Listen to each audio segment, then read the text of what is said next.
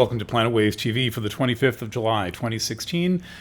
My name is Eric Francis Coppolino, the editor of Planet Waves and the host of PlanetWaves.fm, here with a little bit about the astrology for the coming weekend, also looking back a little bit toward last week and what was going on during the eminently strange Republican National Convention, that beautiful piece of political theater.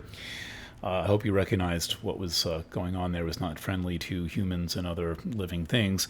And by the way, part of why that was so kind of crazy and unpredictable was the fact that there was a full moon right in the middle of the convention, and then right after the full moon passed, both the sun and the moon went void of course.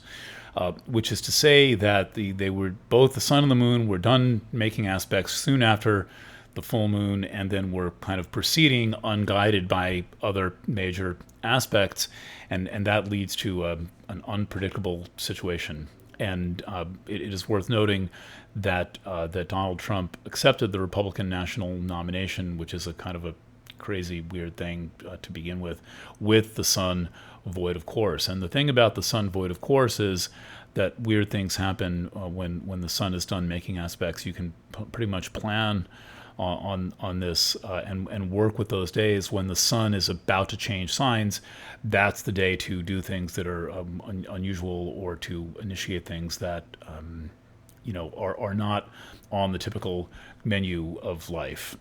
All right, so that is that. What we have coming up for the coming week is a whole different flavor of astrology, and that's partly because now we're really feeling the shift in emphasis from the water signs, which dominated the sky from pretty much June through almost all of July up until last week, and now we have an emphasis on the fire signs because the sun has entered Leo, Mercury and Venus are well into Leo, and then we're picking up on the Uranus-Eris conjunction in Aries, and then Pholus in Sagittarius, and so that shifts us from grand water trine energy to grand fire trine energy, and this is a lot more quick moving. The developments happen more quickly. There is more is likely to flare up and to flare down, and things are world events and you are more likely to have a passionate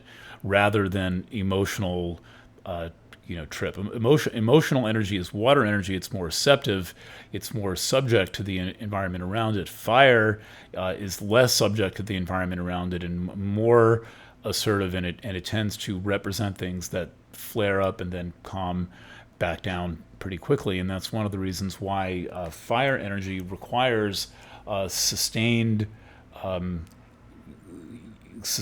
application of passion, rather than just kind of diving in and hoping that you finish things. One of the most important characteristics of fire sign Aries, for example, and sometimes other fire signs as well, is that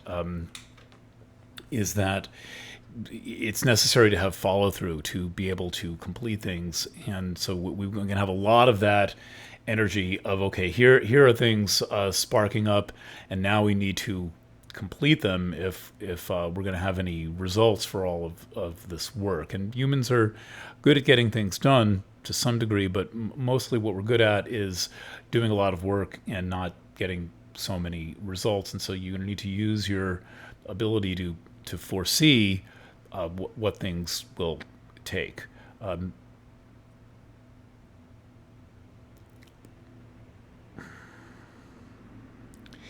Okay, your ability to foresee what things will require, what things will take to be completed.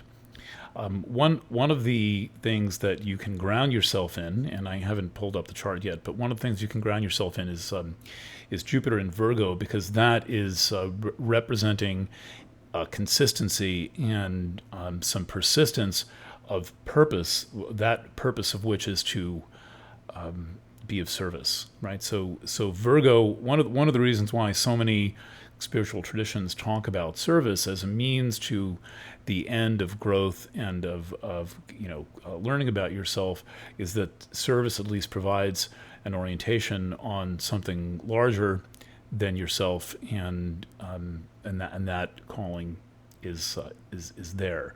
A lot of what fire signs give us is an attraction to glamour and to bright, shiny objects, and that it does not generally serve the purpose of growth very well. It's usually a huge distraction, and we are seeing a lot of that kind of distraction right now, and including the repeated use of shock doctrine events. I mean, what we have right now is we're plugged into the media in such a way that humans are really subject to shock, and what these masters, these wizards who are behind the scenes running all of this kind of consciousness shifting. One of whom, by the way, was Roger Ailes, the 20-year chief of the Faux News Network, who's now was locked out of his office due to repeated allegations and one lawsuit about sexual harassment.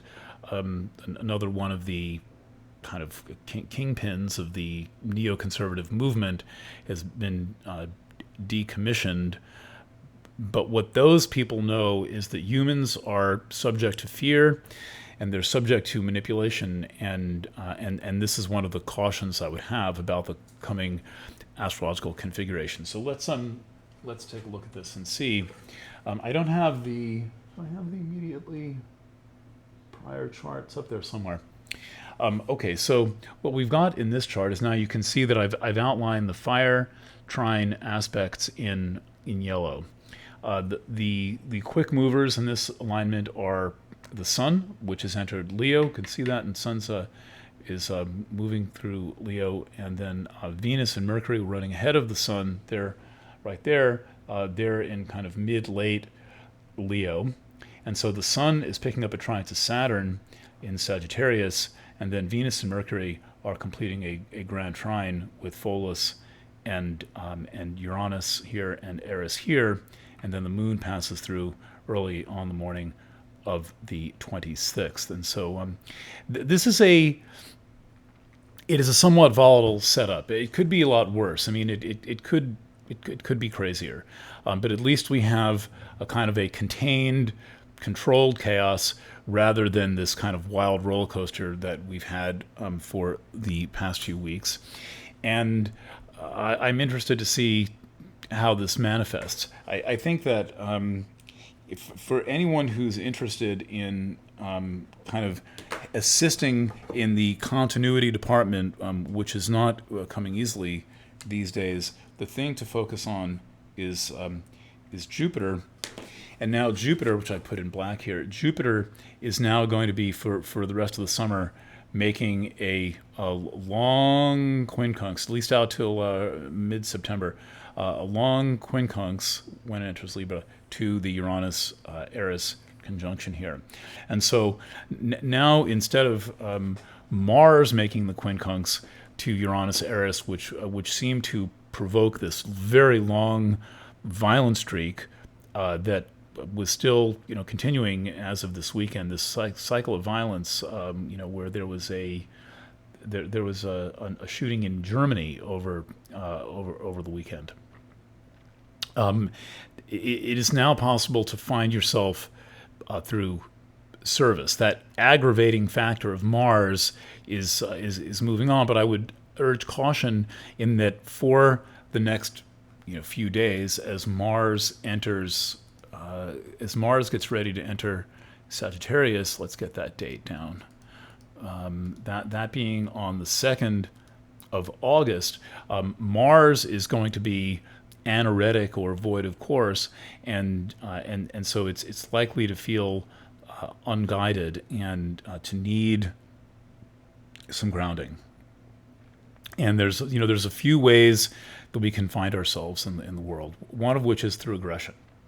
You can find yourself by killing and maiming and raping. I mean, that is underneath violence is a search for identity and the expression of identity. I think we would all agree that that's not so helpful in the world right now. Further, you can find yourself through assertion and confronting others. You don't need to beat them or kill them or shoot them or maim them in any way, but you do need to assert yourself to the point where you are getting some conflict back from your environment. So you need some. There needs to be some friction in order to find yourself. And another way to find yourself is through reading. Reading is a very important way to develop and cultivate interior space, literate space, which is personal and private space. And this, by the way, has been in many ways completely subsumed by broadcast media like we are encountering one another through right now.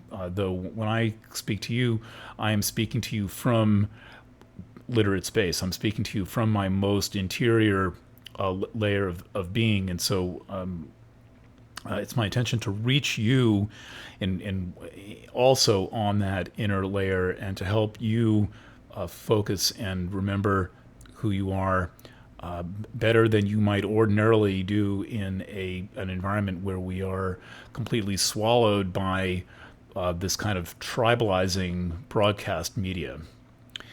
Okay, so another way to find yourself is through serving. It's through getting yourself involved and making sure that you're doing your part to make your individual contribution. Another way to find yourself is through sex.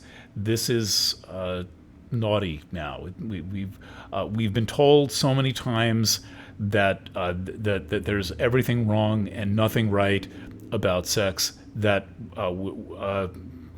many people are believing it, and that's not a good thing, because it happens that exploring your sexuality is one of the best ways to figure out who you are. But you need to be able to explore and to experiment to do that. So if you find yourself where, just essentially getting into a rut or wedging yourself in and then kind of having the same dream over and over again every day, that is not that helpful in terms of finding out who you are. It is the exploring people and feelings and experiences and giving yourself the chance to figure out who you are through entering circumstances where you don't know who you are, where you've got to find out in that circumstance who you are to that person. This is not handed to anyone on a silver platter, and self-knowledge is a taboo thing. And one of the reasons why, as I've said previously, self-knowledge is so taboo is that it violates the first law of the tribe, which is that self-knowledge and self-directed living are not really permissible in a tribe, and it's very easy to get kicked out of a tribe for being too individualistic, for being too self-aware and self-conscious. And this is the problem with the world now, is that most people want to be part of a tribe rather than be an individual who's part of a group, and we are doing a lot of seeking self-identity through tribal identity, which is like trying to figure out what a lemon is by tasting lemonade or looking at lemonade. It's hard to back engineer to the lemon and the tree and the seed from the lemonade, because the lemonade has been diluted in water and sugar and put in a pitcher, and it bears no resemblance except maybe some smell to the original lemon, and there you have it. So there is all of this opportunity, let's say, to get carried away. These are highly energetic planets. Uranus and Eris are highly energetic. The moon is going to pass through, strongly emphasizing them. Pholus is highly energetic. Pholus can act like an uncontained release. And then when we have Mercury conjunct that, trine that, it's going to activate it by tapping into it and bringing something out of it. And the thing that is doing the activating for the longest period of time is Mercury in Leo, and so being Mercury, we're looking at a flood of thoughts and information, and so there is certainly going to be plenty of news out of the Democratic National Convention. And one of the things that came out today is, although I haven't investigated this thoroughly, is there was a drop of documents, well timed by WikiLeaks prior to the convention, that, first of all, resulted in the resignation of the chairperson of the Democratic National Committee. I forget her name, but I've never especially been a fan of this person. And what was revealed in this drop of documents was, first of all, cooperation between the Clinton and Trump campaigns to get Donald Trump to be the least electable candidate. Right? This is an old trick from Nixon, by the way, because Hillary Clinton was trained as a lawyer during the Watergate scandal. That's where she came of age as a political maneuverer and an attorney. And one of Nixon's tricks in '72 was to get George McGovern, to launder money into the McGovern campaign and get the least electable Democrat nominated to the Democratic nomination for president. Hillary and Bill seem to have been involved in a similar scene, getting Trump nominated to be the Republican candidate. The irony, of course, is that Trump is really a Democrat and Clinton is more of a Goldwater-styled Republican. Not sure if that means anything to you, but she's basically a conservative in the style of old-style Republican conservatives. And the reality is that Trump is no conservative. He's just faking it. He's basically punking the Republican Party. But the problem is he's already making decisions that can influence the life of the country. For example, having this guy Pence be his vice presidential candidate. Should Trump win, he's not going to have any desire to be involved in domestic policy, foreign policy, or anything. He's just want to be a pitch man for something. He's going to want to be a pitch guy, and he's going to leave the running of the show to Pence, as he reputedly offered Kasich the most powerful vice presidency in the world. So, all of that said, there's going to be interesting news coming out the next few days, but it's likely to be the kind that flares up and then cools down, and will probably be forgotten. And then then as we get into September, Mercury goes retrograde, and through much of the peak of the presidential campaigning season, Mercury will be retrograde, and there's going to be a lot of things seemingly up in the air all through this general election season, and it's going to seem to be like going in all directions. And I think there's going to be a lot of wild information flying about both of the main candidates and their respective vice presidential candidates, and it is going to be challenging to sort out. Do yourself a favor and don't torture yourself.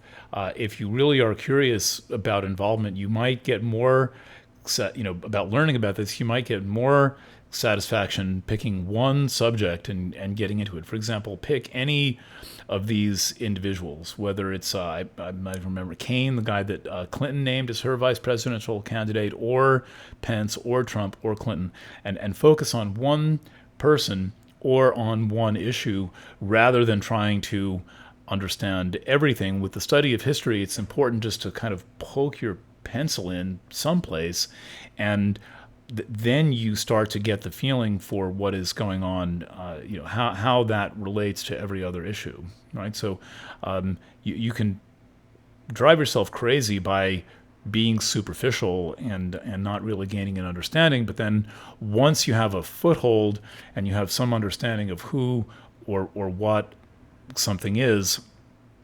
then things can seem to make more sense to you. Let's talk about one other thing while we have the time. We'll keep this issue short unless I start to get on a roll. We're here at 19 minutes. And that is that there are two really important squares right now. I'm gonna draw these in a little bit better than I have in this chart so that you can see them. And this is part of the newish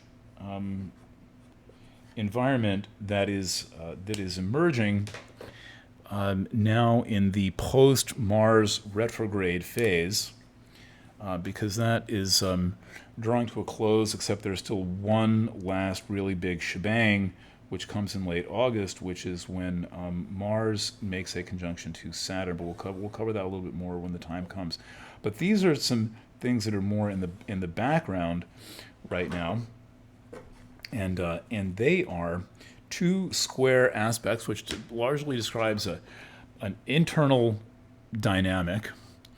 And they are the following. First of all, there's our now old friend Saturn square Neptune. Right, that has been going on for a while, but it's subtle, and there's been so much else going on. For example, with Mars grinding through Scorpio and making so much friction to the Uranus-Eris conjunction, that something subtle like Saturn square Neptune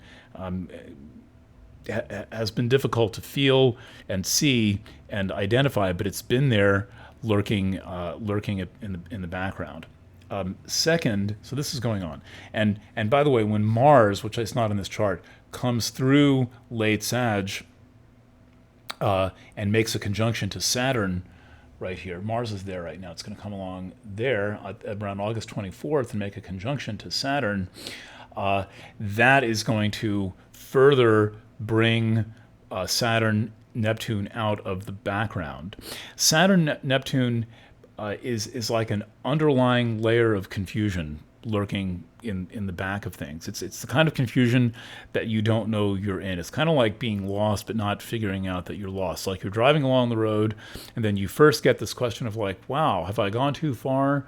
Where am I supposed to be going? Where's my destination? I don't recognize this territory. It seems a little bit unfamiliar. That's one feeling of Saturn square Neptune. And another one is that it's difficult to get a handle on things that normally feel solid. And so things that feel solid can start to dissolve. But the benefit of that is that the beliefs that we take for granted can start to dissolve. And we're in this age that is defined by a lot of isms, a lot of rigid belief patterns. And we think this is just normal, that you sign on for a belief pattern and it's like you've joined a cult and that's what you believe. And then you, instead of saying, I think or I believe, you start to say we believe, and you for everything is projected onto a group of some kind, and living in tribal times as we are, that individuation is punished, and yet many people are feeling this need to find some individual mode of expression. At the same time, they're drawn to wanting to be part of a tribe, which is about dissolving your individual expression. And generally, the way things work is you're not really going to be part of a group until you've individuated somewhat, and a group is not that great of a place to individuate if you're attached to being thrown, kept in the group, and afraid of being thrown out of the group. And the group thing comes into Saturn because Saturn is the traditional ruler of Aquarius, and so Saturn has that. My fancy lighting system here. Saturn has that affinity with Aquarius, and so Saturn is one of the most important planets that represents groups. And the whole group thing is coming under this kind of invisible tension from Pisces, because Saturn is kind of getting soaked in all this Pisces energy through Neptune in Pisces. All right, the second thing that's going on square-wise, and it also involves Sag and Pisces at the moment, is that Chiron, the quicker-moving centaur, it's at 24 degrees of Pisces, and Pholus, which is in very late Sagittarius, they too are in a square aspect, and this is stoking some interesting tension, in that Chiron is pretty Saturnian in the way that it response. Chiron, in other words, is about structure and about making boundaries, and it's about using time constructively and using different types of time constructively. So whereas strict linear time is usually defined by Saturn, what's called kairos, or time that can, for example, be nonlinear, time that can be multidimensional or not necessarily need to go only in one direction, is more represented by Chiron, but it is not anarchy. Chiron is very interested in the the boundaries and the guides of what it's doing. And Chiron is concerned with the appropriate use of time rather than merely setting limits. Chiron will remind you of things you need to take care of at regular intervals, and will attempt to structure and contain the learning process. Remember that Chiron was a teacher above all else. He was a mentor. And so as a mentor, you have to understand something of the timing, and you have to understand something about preparation, and you have to have a sense of people's inner trajectory, and some understanding of when they are ready. And so on the one hand, we have Pholus, which is about these uncontained releases of energy, versus Chiron, which is about the careful structure. And as a square, these things are they represent an internal dynamic within people. They represent, that means me and you, and there's some tension between containing and releasing, between pacing things and everything happens all at once and runs out of control. This square aspect, which again is here currently in late Sag, Pholus, and late Pisces, Chiron, actually lasts 3 years. Because Chiron and Pholus are going so slowly, it lasts for 3 years and will follow both planets into their new signs. Excuse me. That means that as Pholus enters Capricorn, Chiron enters Aries, the Chiron-Pholus square will follow us. So it means we're going to be getting a lot of Chiron and Pholus, and I will be describing this as much as I can in my various places where I explain things, like here, and also Planet Waves TV. All right, so that's a little bit of the background. Again, look for some very fast action through the middle of the week. The news is likely to change rapidly. Things are going to flare up and go away, but it's still a good thing if you remember what was important and what really seemed to stand out as being different. I realize, especially as a news person trying to present things, that it's difficult to get anyone to think anything is meaningful or important, because the next thing happens and it seems more important, and then after a while, that breaking news thing never comes off the bottom of any of the channel screens, and so it's always like one breaking story after the next, and then the question is, what the fuck actually matters around here? Brief note is that I will soon be recording a project called Balance, a 12-sign reading. I realize that you're watching me on YouTube. You may have never encountered my other astrology work, but I do really quite beautiful astrology consulting. And in addition, I'm able to take the wisdom of what I've learned through my consulting practice and put that into readings that are done by sign and by rising sign. You would be amazed how much information you can get when you know how to read for the sign and the rising sign. People like Linda Goodman were very, very good at this. And as astrology has tended to either become more simplistic on one hand or more sophisticated on the other hand, this middle ground of using the sun sign and the rising sign as a basis of a discussion, which is what I do, have been lost. But I'm very good at getting into that middle ground of showing you the relevance of things, and then expounding philosophically on things that really do speak to you at this time in your life. So if you've never encountered that, click on that link for Balance. They are still at the lowest price, and then the price will gradually increase till the project comes out, anticipated around the second week of August. Don't miss Planet Waves FM on Tuesday. I'll have more to say about about all this stuff, including the Democratic National Convention. We'll have some audio from the DNC, and my musical guest will be Talking Heads, one of the greatest rock bands ever. All right, thanks for tuning in. Take care, and bye for now.